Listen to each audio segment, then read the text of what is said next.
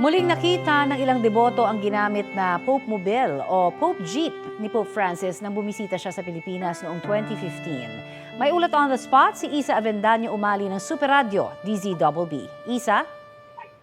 Connie, inilibot sa ilang simbahan ang Pope Jeepney o Pope Jeep na matatanda ang ginamit ni Pope Francis sa kanyang papal visit sa ating bansa noong 2015.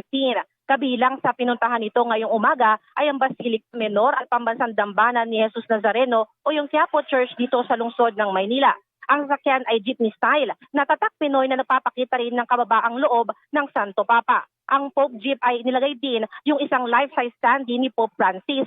Maraming nagpalitrato rito tulad ng mga deboto ng Jesus Nazareno nagsimba sa Basilica Menor ngayong huling Biyernes ng Abril.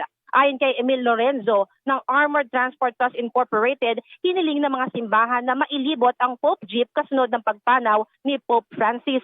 Piniserba at inalagaan nila ang Pope Jeep dahil parte na ito ng ating kasaysayan at sinakyan ng Santo Papa. Nabatid na ang Pope Jeep ay dadalhin sa San Antonio Parish Church sa Makati City. Connie? Maraming salamat, Isa Avendaño Umali ng Super Radio, DZBB.